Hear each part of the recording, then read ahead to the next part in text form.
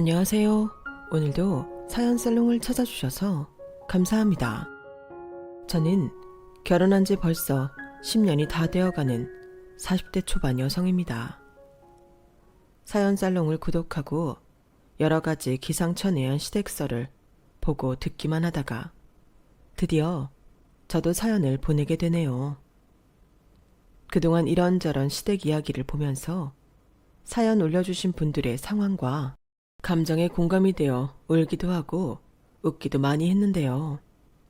그러면서 제가 처한 상황과 비교하기도 하고 위안을 삼기도 하면서 제 시집살이를 버텨왔던 것 같아요. 평소 일상생활에서 결혼하신 분들을 만나면 다들 그렇게 행복해 보이고 어려움 하나 없어 보이는데 사연 살롱을 보면서 세상에 힘든 사람이 나뿐만은 아니라는 걸 깨닫게 되었거든요. 오늘 제 이야기는 형제 간의 비교에 관한 이야기인데요. 형제나 자매가 있는 분들이라면 흔하게 머릿속에 그려지는 광경이 있으실 거예요. 좀 더 잘나고 번듯한 자식에 대한 부모님의 차별이 며느리에게까지 번져 저는 정말 억울하다 못해 분통 터지는 시집살이를 했거든요. 저희 남편은 제가 20대 초반에 잠깐 공장 일을 할 때 만났던 사람이었어요. 당시 저는 집에서 외동딸이었는데 가정주부셨던 엄마와 중소기업에 다니시던 아버지 밑에서 평범하게 자랐어요. 정말 이렇다 할 것 없이 지루할 정도로 평범한 삶을 살고 있었는데 불행이라는 건 정말 예고도 없이 사람을 덮치더군요. 어느 날 아침 아버지께서 출근 준비를 하기 위해 샤워를 하다 갑작스럽게 쓰러져 병원 신세를 지게 되었어요. 당시 저는 남들이 다 가는 대학, 그것도 좋은 대학을 가기 위해 재수학원에 박혀 있다가 그 사실을 알게 되었죠. 가장인 아버지께서 쓰러지니 저희 집에는 비상이 걸렸어요. 평생을 아버지께서 벌어다 주시는 돈만 받았던 어머니께서는 아버지가 입원하신 병원 근처의 김밥집에 취직을 하셨어요. 은선아, 엄마가 당분간 네 공부에는 신경을 못 써줄 것 같다. 그러니까 열심히 해. 아빠는 엄마가 어떻게든 해볼 테니까. 처음 몇 달간은 저희 집에 닥친 이 불행이 너무 얼떨떨해서 하던 공부를 마저 했지만 이런 상황에서 공부가 제대로 손에 잡힐 리 없었죠. 엄마, 저 재수학원 그만두려고 해요. 저도 돈 벌래요. 아빠 병원비랑 우리 생활비 다 필요하잖아. 어허, 허튼 소리 말고 공부나 하래도 네가 좋은 대학 가는 게 엄마 아빠를 돕는 거야. 그게 어떻게 돕는 거예요? 학원 안 다니면 생활비만 들 거 학원비까지 들어서 돈을 2배로 까먹고 있는데. 그리고 좋은 대학에 들어갔다 쳐. 입학금은 어떡할 건데요? 엄마 혼자 다 감당하실 수 있어요? 은선아, 그냥 현실적으로 생각해요. 저 엄마 아빠한테 짐이 되기 싫어요. 이제 어린 애도 아니고 도움 드릴 나이 됐잖아요. 제 선택을 존중해 주세요. 그렇게 호기롭게 학원을 그만뒀지만 막상 무슨 일을 해야 할지 모르겠더군요. 무조건 돈이 많이 되는 일로 알아봐야 했는데 몸을 쓰는 일이 돈이 많이 되긴 했지만 그런 건 아무래도 힘이 좋은 남자들만 쓰더라고요. 그러다 경기도 외곽에 있는 한 공장에 구인 광고글이 눈에 들어왔어요. 기숙사 생활을 해야 한다는 점이 좀 불편하게 느껴지긴 했지만 이만한 페이는 어디 가서 벌기 힘들 것 같아 오로지 병원비를 벌기 위한 목적 하나만 보고 공장에 취직했어요. 막상 공장 기숙사에 가보니 외곽 중에서도 외곽 끝자락이라 근처에 정말 아무것도 없더라고요. 젊은 나이에 살기엔 다소 답답하고 틀에 갇힌 생활을 해야 했지만 당장 발등에 떨어진 불을 끄기 위해서는 그런 고민을 할 틈도 없었죠. 게다가 일하는 분들도 다 제 어머니, 아버지 뻘이라 제 또래라곤 저를 포함해 서너 명 남짓한데 그마저도 각각 다른 부서여서 조금 외로운 마음이 들더군요. 하지만 월급날이 되면 통장에 쌓이는 돈을 보면서 스스로 위안을 삼았죠. 나는 잘하고 있다 하면서요. 아이러니하게도 공장에서 일을 하다 보니 아버지 병문안은 자주 가지 못했어요. 엄마께 돈을 붙여드릴 때마다 아버지 안부를 묻는 게 전부였죠. 엄마, 요즘 아빠는 어떠세요?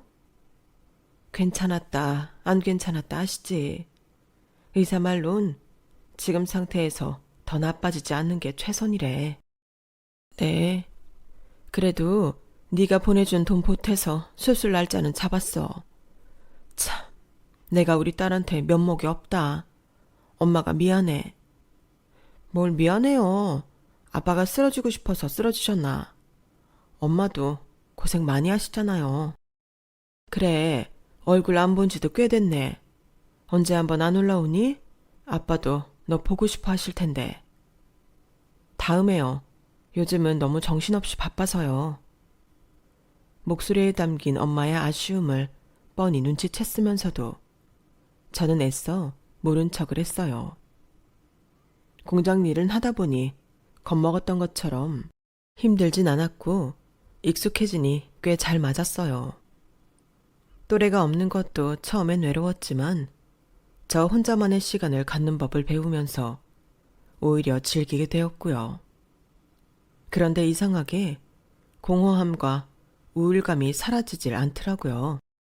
이런 마음 상태로 입원해 있는 아빠를 본다면 저도 모르게 혹시나 아빠를 원망하게 될까봐 두려웠어요. 어쩌다 아빠 병문안을 갔다 오면 그 주 주말은 이틀 내내 우울감에 몸서리 쳤어요. 아무래도 제가 원해서 이곳에 갇혀있는 게 아니다 보니 그런 느낌이 들었던 것 같아요. 지금 생각해보면 그때가 제 인생의 가장 큰 암흑기였던 것 같네요. 그렇게 2년 넘게 울적하고 희망 없는 생활을 이어나가던 중 저희 부서에 새로운 신입이 들어왔어요. 안녕하세요. 잘 부탁드립니다. 저보다 3살이 많은 제 또래의 남자였어요. 나이는 저보다 많지만 제가 직속 선배라 적응하는데 이것저것 챙겨주다 보니 저희는 금방 친해졌죠. 김소형이란 이름을 가진 남자는 걱정했던 것과는 달리 공장 생활에 빠르게 적응해 나갔어요. 첫눈에 봐도 선한 기운이 가득한 반듯한 인상에 서글서글한 성격이 누구에게나 금방 호감을 샀죠. 공장에 얼마 없는 20대 또래 여자들 사이에서 소영 씨는 곧바로 화제가 됐어요. 워낙 경계심이 많은 성격 탓에 저도 원래 말을 빨리 놓는 편이 아닌데 이유 모를 편안함과 친근함에 소영 씨와는 말을 튼 지 한 달 이내에 오빠 동생 사이가 되었죠. 하루는 같이 점심을 먹는데 대뜸 저한테 묻더라고요. 은선아, 너 퇴근하고 저녁은 어떻게 해? 제가 다니던 공장은 잔업이 없어 퇴근은 직장인들처럼 7시에는 끝났어요. 그럼 공장에서 제공되는 석식을 먹거나 기숙사에 가서 식사를 때우는 식이었죠. 석식을 먹을 때도 있는데 자주는 안 먹고 거의 숙소 가서 먹어요. 석식까지 여기서 먹으면 너무 물려서. 맞다. 기숙사 산댔지? 그렇겠네. 매번 주는 밥만 먹으면 좀 질리지. 오빠는 어떻게 드시는데요? 나는 근처에 원룸 얻어 살고 있어서 뭐 거의 집에서 해먹어. 우와, 요리 잘해요? 잘하는 건 아니더라도 자취생활이 길었어서 웬만한 건 하는 편이야. 오, 궁금하다. 요리 잘하는 남자 멋있는데? 그래? 요리 한번 해줄까? 맛있는 거 해줄게. 집밥 좋아해? 선뜻 요리를 해주겠다는 말에 살짝 멈칫했어요. 이 근방에 요리할 곳이 어딨다고. 설마 본인 집에 놀러 오라는 건가? 싶어 귓볼이 화트화트해졌죠. 됐어요. 요리는 무슨. 나중에 여자친구 생기면 여자친구한테나 해줘요. 왜 그래? 내가 뭐 집에 놀러 오라고 한 것도 아니고 도시락 한 번 싸준다는 소리였는데. 더 과민 반응하는 게 이상하다. 내가 언제 과민 반응을 했다고 그래요? 장난이야, 장난. 그저 농담 삼아 한 이야기인 줄 알았는데 그 다음날 정말로 오빠는 저를 위해 집밥 같은 도시락을 싸왔어요. 그렇게 저희는 종종 퇴근 후 오빠가 싸운 도시락을 나눠 먹으며 점점 더 가까워졌죠. 나중에는 택시를 타고 시내로 나가 맥주를 한 잔씩 하기도 했어요. 솔직히 말하면 그 우울했던 시기에 소영 오빠의 존재는 제게 유일한 빛이었던 것 같아요. 오빠랑 있으면 아빠가 쓰러지기 전에 제 모습으로 돌아가는 것 같았고 병원비를 벌기 위해 원치 않는 일을 악착같이 하는 게 아니라 그저 남들과 같은 평범한 직장 생활을 하고 있는 것 같은 기분이 들었거든요. 오빠와 만나는 시간이 제게는 유일한 현실에서의 탈출구였어요. 그 때문에 아빠께서 3년간의 투병 끝에 돌아가셨을 때 아빠에 대한 모종의 죄책감 때문에 오빠 얼굴을 보기가 힘들었어요. 제 나름대로 여기서 오빠랑 행복한 시간을 보내는 동안 아빠는 많이 아파하면서 가셨을 거란 생각이 들어 마음이 찢어지는 것 같았거든요. 저도 모르게 공장에서 오빠를 마주쳐도 웃음기 하나 없이 대하게 됐고 제 서늘한 태도에 오빠도 일정 거리 이상 제게 다가오지 못했어요. 은선아, 이제 공장은 그만두고 서울에 올라와서 사는 게 어떻겠니? 이젠 더 이상 아빠 병원비 벌려고 거기 있지 않아도 되고 엄마도 아빠 없이 혼자 집에 있자니 외로워서 그래. 사실 저도 같은 생각을 안 했던 건 아니었어요. 아빠 때문에 들어온 곳이니 더 이상 이곳에 갇혀 있을 필요도 없었으니까요. 하지만 엄마께 그 이야기를 듣는데 바로 소영 오빠의 얼굴이 떠오르더라고요. 서먹해지긴 했어도 막상 헤어진다고 생각하니 너무 아쉬웠어요. 서울로 간다 해도 그만큼 좋은 사람을 만나지 못할 것 같았거든요. 어렵고 힘들었던 시기에 가장 힘이 되어준 사람이라 쉽게 잊지도 못할 것 같았고요. 하지만 그렇게 밀어내놓고 갑자기 다시 연락할 용기도 선뜻 나지 않더라고요. 그래서 친하게 지냈던 여자 동료들에게만 살짝 이야기했어요. 미나야, 나 이번 달까지만 일하기로 했어. 뭐라고? 이렇게 갑자기? 너도 내 사정 알잖아. 아빠 때문에 들어온 거라 이제 여기 있는 게 의미가 없어. 하긴 그래도 그만둔다니 너무 아쉽다. 보고 싶을 거야. 소영 오빠도 알아? 오빠한테 말 안 했어. 언제 하게? 말하지 말까도 생각 중이야. 아빠 돌아가시고 난 후론 오빠랑도 좀 멀어져서. 야, 그동안 친하게 지낸 세월이 얼만데 겨우 그 정도 기간 가지고 그래. 얼른 말해. 너 그거 말 안 하면 오빠 완전 배신감 느낀다. 동료들의 만류에도 끝까지 말할 용기가 나지 않았어요. 그렇게 퇴직까지 일주일가량 남겨놓았을 때 오빠가 퇴근하는 절 황급히 붙잡았어요. 야, 김은선, 너 일주일 뒤에 퇴사한다며. 어떻게 나한테 이걸 말 안 할 수가 있어? 오빠. 우리가 친하게 지내온 세월이 얼만데 너 갑자기 아버지 돌아가시고 나한테 선 그을 때 난 너 힘들어서 그런가 보다. 시간이 필요하겠다 싶어서 말도 못 걸고 지켜만 봤어. 근데 이런 식으로 아무 인사도 없이 그만둬? 뭐 어차피 떠날 곳인데 내가 이제 꼴 보기 싫어졌냐? 그런 거 아니야. 너 그만둔다는 얘기 미나한테 전해 듣고 내가 얼마나 속상했는 줄 알아? 하마터면 인사도 못하고 이대로 떠나 보낼 뻔했잖아. 붙잡지도 못하게. 미안해, 오빠. 내가 생각이 많이 짧았어. 아빠 돌아가시고 뭐 하나 내 마음대로 제대로 판단하기가 힘들어서. 미안해, 정말. 눈물까지 글썽이며 이야기하는 오빠의 얼굴을 보자 미안한 마음이 솟구치며 덩달아 눈물이 났어요.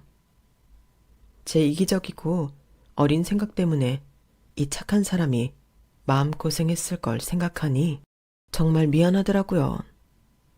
이곳을 떠나는 건 좋았지만 이렇게 좋은 사람과 헤어져야 하는 처지가 참 서글펐죠. 사과 말고는 할 수 있는 말이 없어 우물쭈물 대는데 오빠가 갑자기 제 손을 덥석 잡았어요. 퇴사하지 말라고 붙잡기엔 너무 늦어버린 것 같고. 은선아, 우리 만나볼래? 퇴사하더라도 우리가 만나는데 문제 없잖아. 나 너 꽤 오랫동안 좋아했어. 믿을 수 없는 말을 쏟아내고는 웃는 오빠의 얼굴을 보며 죽은 듯 지내왔던 제 마음속에 새로운 희망이 피어나는 것 같았어요. 저도 다시 행복해질 수 있다는 그런 희망이요. 좋아. 나 나간다고 마음 변하게 없게야.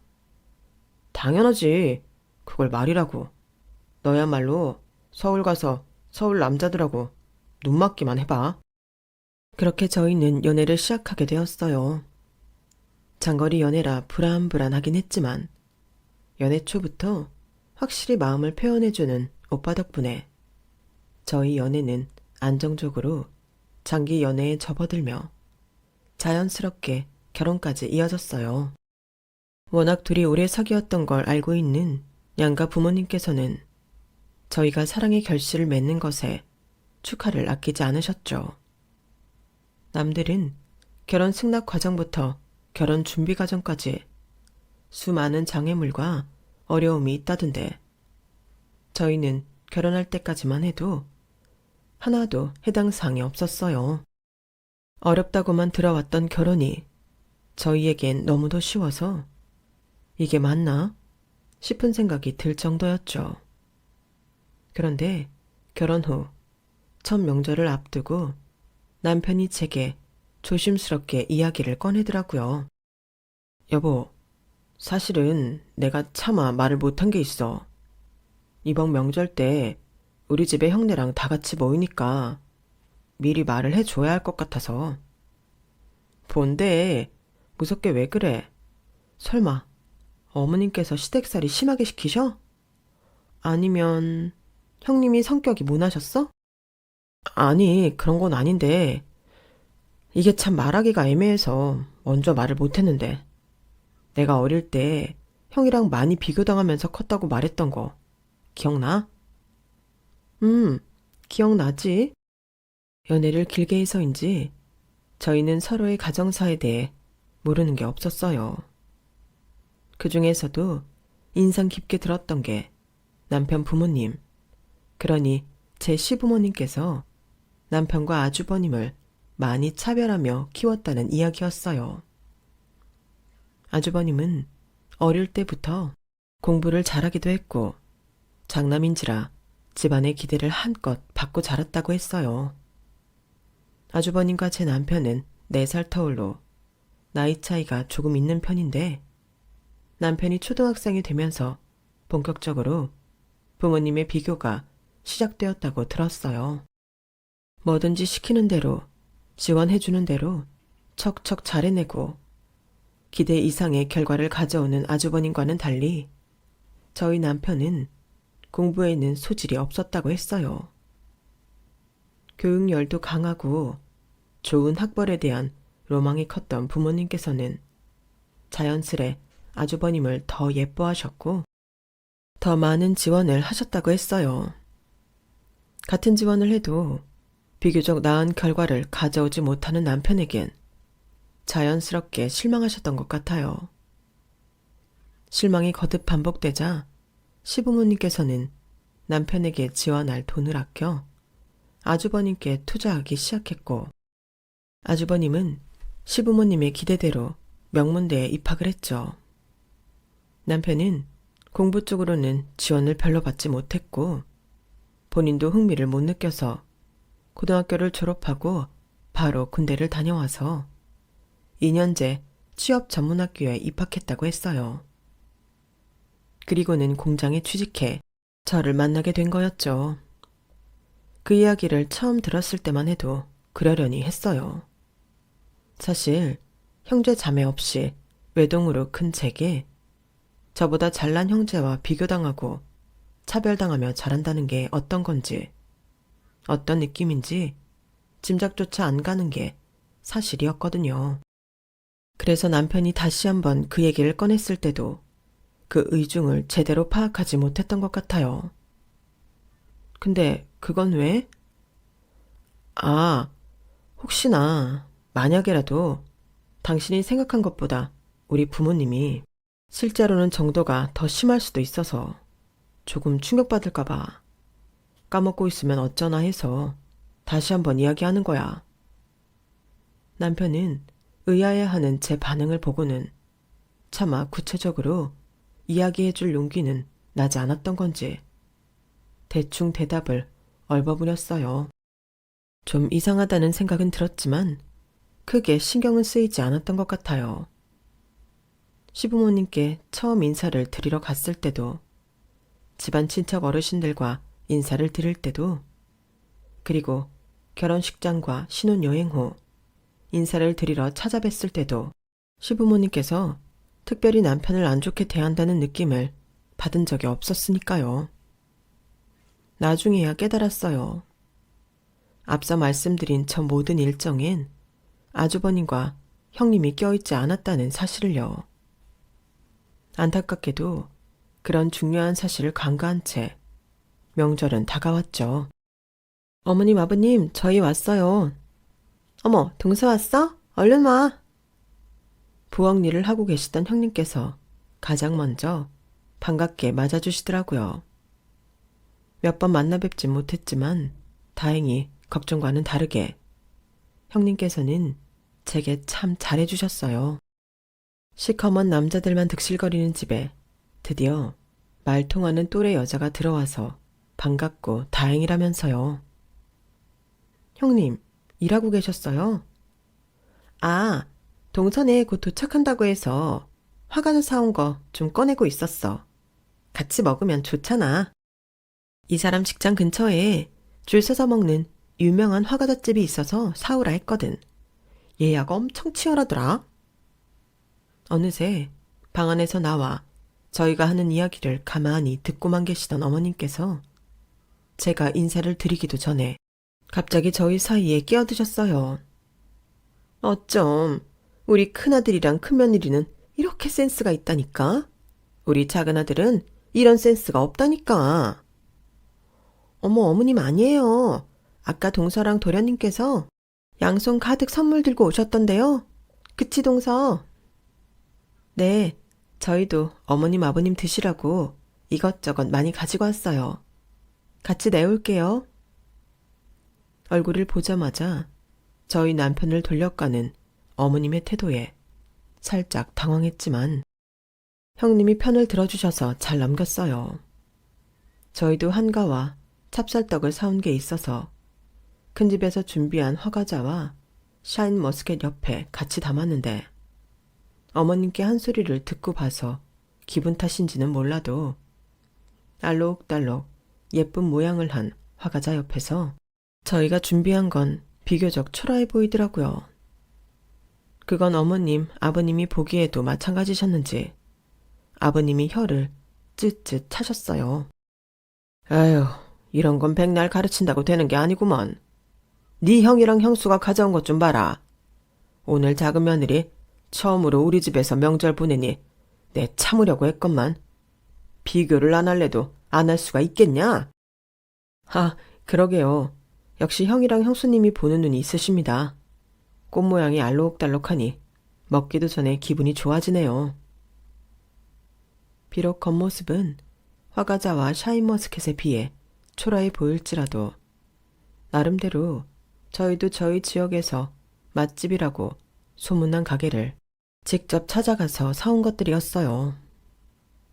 제겐 시댁에서 보내는 첫 명절이라 사소한 부분마저 신경 쓰이기도 했고, 남편도 어떤 걸 가져가면 시부모님께서 좋아하고 맛있게 드실까 고민을 많이 했거든요.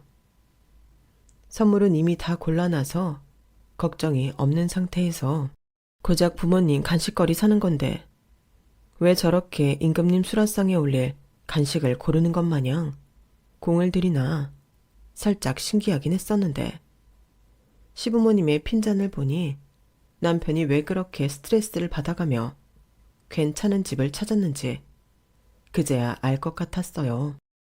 그리고 한편으로는 속상했어요. 남편이 어떤 정성으로 준비했는지 전혀 모르시면서 겉보기만 보고 저희가 준비한 걸 비난하는 시부모님을 눈앞에서 보니 그제서야 제가 놀랄 것 같아 미리 상기시켜 준다던 남편의 말에 진정한 의미를 깨달았죠. 게다가 시아버지의 말씀에 어떤 반박도 하지 않고 그저 사람 좋게 넘기는 남편의 태도가 더 안쓰럽게 느껴졌어요. 그래서 저도 모르게 한마디 거들었죠. 화과자가 너무 예뻐서 그렇게 느껴지시긴 하겠지만 이 한과랑 찹쌀떡도 유명한 집에서 사온 거예요. 며칠 전부터 남편이랑 열심히 고민해서 골랐는데 한번 드셔보세요. 막상 드셔보시면 생각이 달라지실 거예요. 최대한 오해하지 않으시도록 부드럽게 돌려 말했다고 생각했는데 집 분위기가 순식간에 싸늘해졌어요. 순간적으로 아, 이렇게 시집살이가 시작되는 건가? 할 정도로 싸늘한 시선이 제게 날아와 꽂혔어요. 하지만 그것도 잠시, 그 시선은 다시 남편을 향했어요. 시아버지께서는 제 말은 더 들을 것도 없다는 듯 남편을 똑바로 쳐다보고 이야기하셨어요. 열심히 고민해서 사온 게 겨우 이딴 거야? 이런 건 어디 시장 바닥에 가서 사와도 다 똑같아 보이지? 이런 사소한 데서 사람 격이 달라 보이고 수준 차이가 나는 거야. 그렇게 말씀을 하신 아버님께서 기어이 화과자 먼저 집어드시더군요. 옆에서 듣고만 계시던 어머님도 화과자를 먼저 집어드셨어요. 아, 세상에. 보기도 좋은 게 맛도 좋다더니 정말 그러네.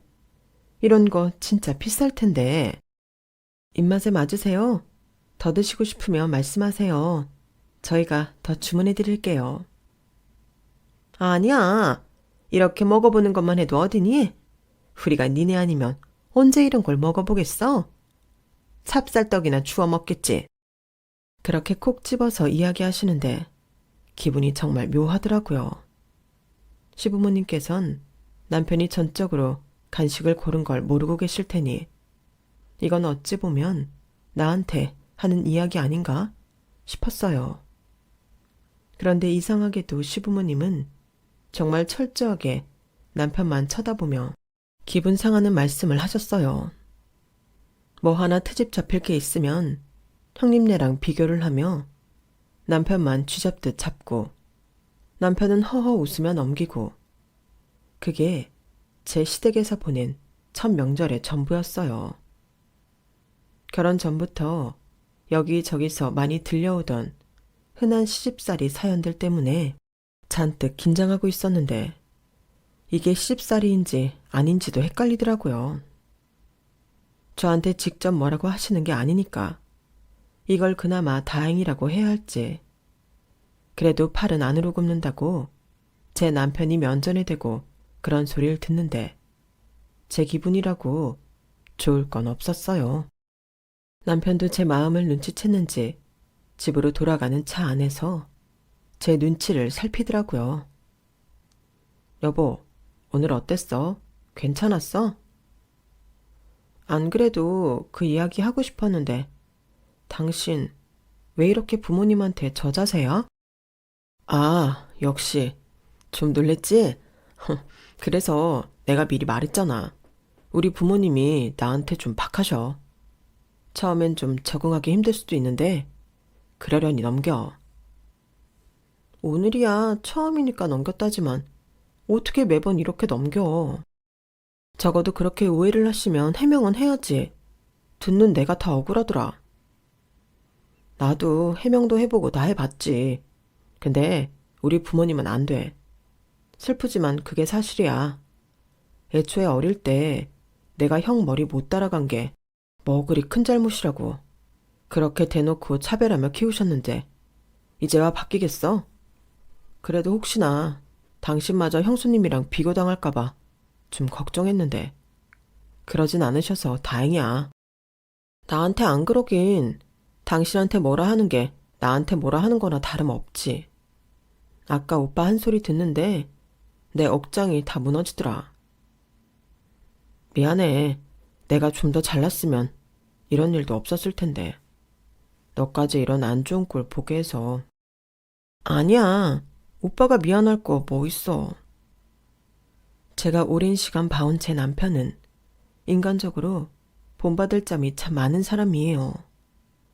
이런 사람 어디 가서 참 보기 힘들다 싶을 만큼 이 각박한 세상 속에서도 늘 다정한 태도를 유지하고 상냥함과 따뜻한 마음을 잃지 않는 사람이거든요. 언제나 바른 가치관을 갖기 위해 노력하는 배울 점 많은 사람이라 긴 시간 동안 장거리 연애라는 장애물도 극복하고 결혼까지 왔는데 제게는 너무나 사랑받아 마땅한 사람이 정작 자신을 낳아준 부모에게는 저렇게 사랑을 못 받는다는 사실이 참 서글프고 안타까웠어요. 그래서인지 시댁에 다녀온 다음부터 저희 부부는 더 애틋해졌어요. 결혼 후 시간이 많이 흐르면서 남편을 위해서라도 시부모님의 남편 하대에 익숙해져야 한다는 걸 본능적으로 느꼈어요. 제가 시부모님 한마디 한마디에 딴지 걸고 해명하면 남편 입장이 더욱 곤란해졌거든요.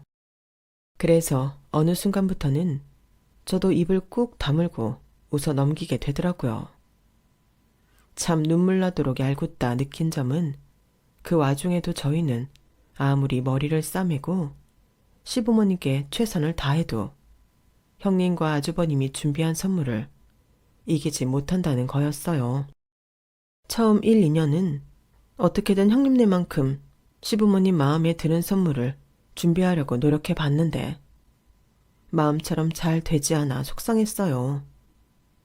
하지만 어느 순간부터는 형님네 선물이 더 나아서 시부모님이 저러는 거라 생각하니 차라리 마음이 편해지더라고요. 시간이 흘러 시어머니의 환갑이 다가왔어요.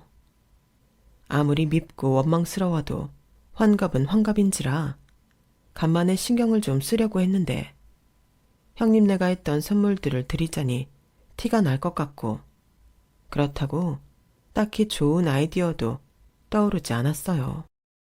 이미 몇 날 며칠 고민해서 주변 반응까지 확인하고 준비한 선물들이 거절당하고 비난당했던 경험들이 쌓여서인지 뭘 제대로 선물할지 생각을 해보기도 전에 의욕이 사라지고 자신감이 떨어지더라고요.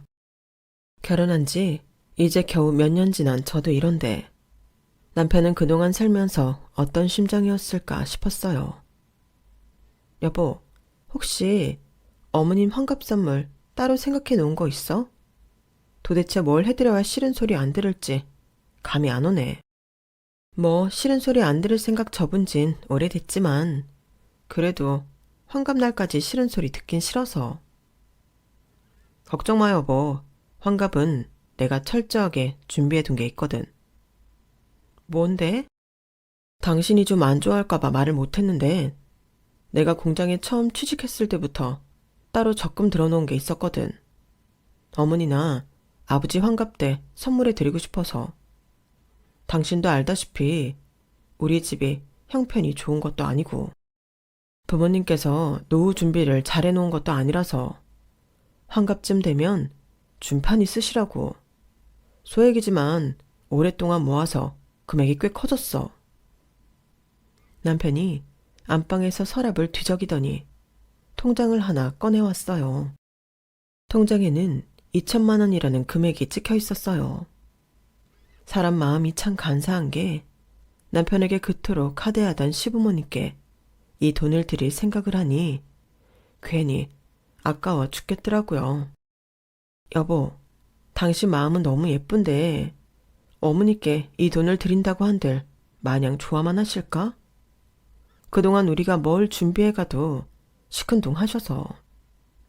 괜히 당신이 오랫동안 모아온 돈까지 무시당하면 나 정말 화날 것 같아. 그래? 그래도 딴 것도 아니고 거액으로 드리는 건데 이걸 마다하실까? 남편의 자신 없는 말투를 보자 또 안쓰러운 마음이 솟구쳤어요. 하긴 저희나 형님네나 아무리 좋은 선물을 갖다 드려도 2천만 원을 드리는 거랑은 또 다른 문제긴 했어요. 아무리 그동안 냉랭하셨다곤 해도 이번에까지 냉랭하리란 법은 없겠다는 생각이 들었죠. 아니야, 내가 너무 부정적으로만 생각했나 봐. 그래도 인간적으로 부모님 환갑 때 드린다고 오랜 시간 돈을 모아왔는데 그걸 마다하시겠어?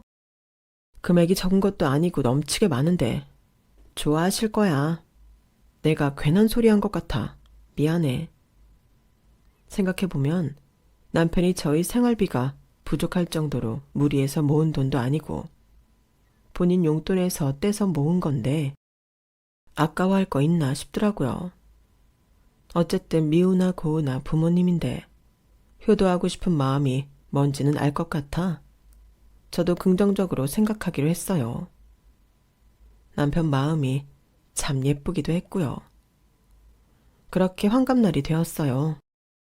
아주버님께서 예약한 고급 일식집에서 저녁을 먹었죠. 세상에 참치회가 아주 입에서 살살 녹네. 역시 우리 큰아들이 센스가 보통이 아니라니까. 그러게나 말이야. 우리가 젊은 시절 갈아서 재하난 참 잘 키웠지. 명문대의 공무원까지 완전 엘리트 코스 아냐. 거기다 큰 며느리까지 공무원이라니. 너희들은 어디 내놔도 자랑스럽다. 아니나 다를까 자리에 앉은 지 20분이 채 되기도 전에 다시 큰집 칭찬이 시작됐어요. 아주버님을 칭찬하는 건 상관없는데 그러면서 은근슬쩍 저희 남편과 저를 낮추는 것 같은 느낌을 지을 수 없는 듯한 화법이 많이 화가 났지만 대놓고 저희에게 뭐라고 하는 게 아니니 제대로 따질 수도 없었어요. 하지만 오늘은 큰 집에서 뭘 준비하고 선물했던 남편이 준비한 선물의 정성과 금액을 이길 순 없을 거라 시부모님의 반응이 저도 내심 궁금했죠. 어머님 선물이에요. 환갑 축하드려요. 큰 집에서는 명품 백을 준비했더라고요. 척 봐도 몇백만 원 하는 샤넬의 클래식 라인 제품이었어요. 선물을 열어본 어머님의 입이 귀에 걸리셨죠. 어머나 세상에, 이거 정말 내가 한번 들어보고 싶었던 건데. 이렇게 매보네. 아우, 정말 고맙다. 내 마음에 쏙 든다. 이 사람이 어머님 들을 거라고 아주 열심히 골랐어요. 예쁘게 들고 다니세요, 어머니. 그래, 고맙다. 한참을 백을 둘러매고 패션쇼를 하시던 어머님의 구경 타임이 끝나자 저희 남편도 가방 안에서 선물을 꺼냈죠. 통장 위에 예쁘게 포장을 해놨던 터라 시부모님은 그게 뭔지 예측도 못하셨어요. 이 조그만 건 또 뭐냐? 설마 수첩 같은 거냐? 에이 엄마, 제가 엄마 환갑 선물로 설마 수첩을 드리겠어요? 모르지. 네가 생각하는 게 네 형이랑 천지 차이인데. 퉁명스러운 얼굴로 포장을 푼 어머니의 동공이 확대되었어요. 깜짝 놀란 얼굴로 통장을 다급히 펴시는 어머님을 보니 성공인가 싶어서 저도 모르게 웃음이 나더라고요. 2천만 원? 이게 진짜냐? 진짜죠 그럼. 어릴 때부터 엄마 환갑 때 드리려고 제가 조금씩 모은 돈이에요. 와, 우리 도련님 진짜 너무 착하시다. 평소 저희 남편이 하대받는 걸 안타깝게 생각하시던 형님께서 분위기를 띄워주셨어요. 하지만 어머님의 표정은 마냥 얼떨떨하기만 했죠. 이 큰 돈을 우리 보고 뭘 어떡하라는 거냐? 우린 됐으니까 그 며느라 니네 써라. 네? 어머님, 그게 무슨 말씀이세요? 청천벽력 같은 소리에 저는 귀를 의심했어요. 통장을 형님께 넘긴 어머님께서 못마땅한 눈으로 저를 바라보셨어요. 아니, 다 늙어서 이 큰 돈을 쓸 일이 뭐 있어? 나는 이렇게 한 번에 큰 돈 받는 것보다 자식들 용돈 타서 쓰는 게 좋다.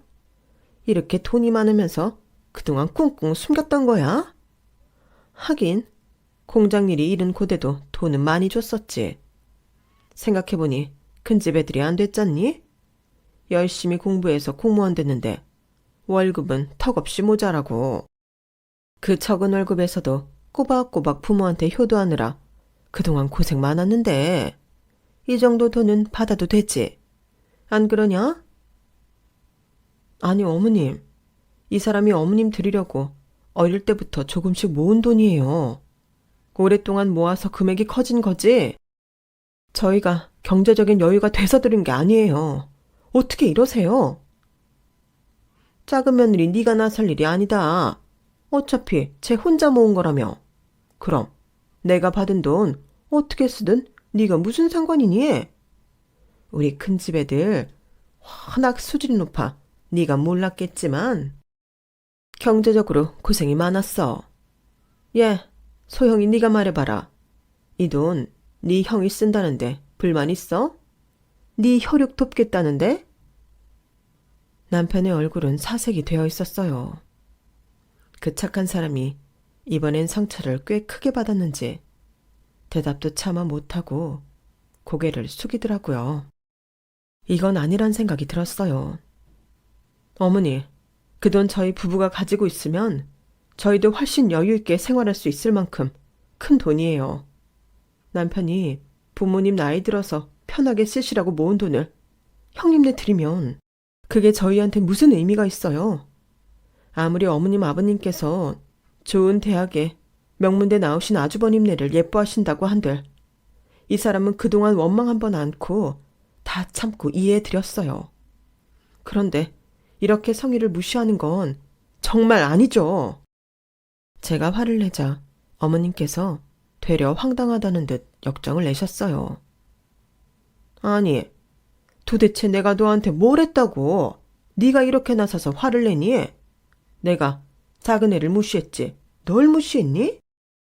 투자 대비 결과를 잘 뽑아낸 아들이랑 못 뽑아낸 아들을 차별하는 건 당연한 거 아니야. 너도 자식 하나만 더 낳아봐라. 우리가 왜 그러는지 바로 알지? 어머님은 무슨 그런 걸로 자식을 판단하세요? 자식이 투자 대상이에요? 그리고 환갑 때 이렇게 큰 금액 들이는 아들이 어딨다고 결과를 못 뽑아냈네 그런 소리를 하세요? 여보, 난 괜찮아. 그만해. 괜찮긴 뭐가 괜찮아. 아우 정말 누가 공장에서 만난 애들 아니랄까봐 정말 가지가지. 내가 이래서 천박한 애들은 싫다는 거야. 아무리 내 뱃속에서 나온 자식이라지만 격이 팍팍 떨어지는 게 진짜 내 자식이 맞나 싶네. 며느리도 어디서 저런 걸 데려와가지고.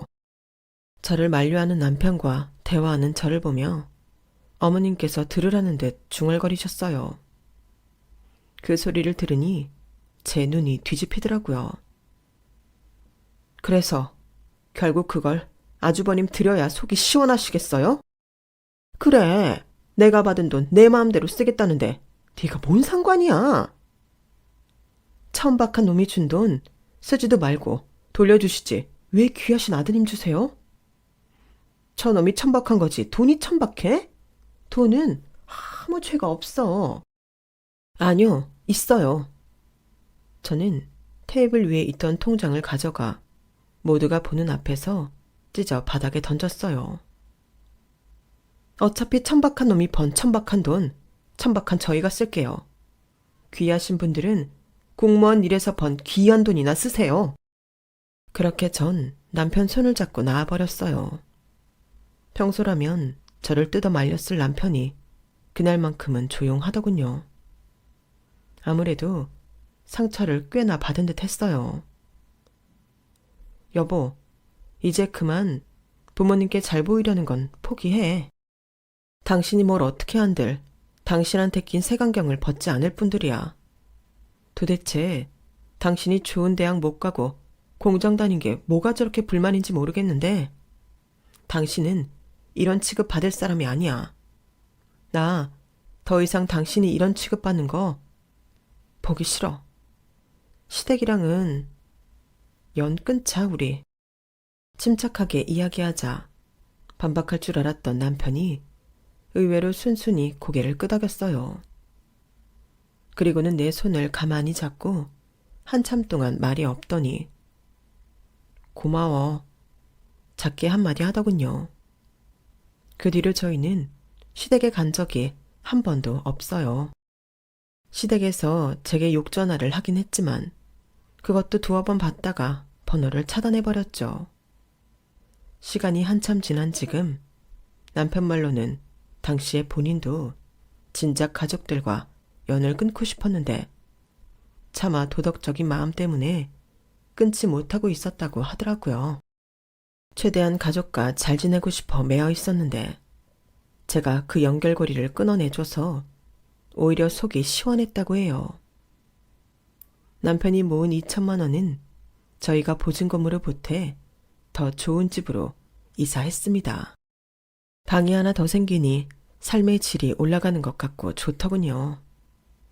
좋은 걸 줘도 받아먹지 못하는 사람들에게는 선물할 가치가 없는 것 같아요. 받아도 행복한 줄 모르는 시댁과 연을 끊고 나니 시간적, 경제적으로도 여유가 생기고 마음도 한결 편안해져서 요즘은 참 행복하답니다. 이제 저희 정말 화이팅해서 잘 살아보려고 합니다. 남편은 제가 더 많이 사랑해주면 되죠. 지금까지 제 이야기 들어주셔서 고맙습니다. 들어주신 분들 매일매일 행복하세요.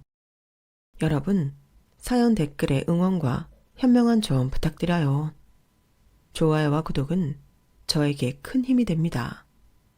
오늘도 좋은 일 가득하세요.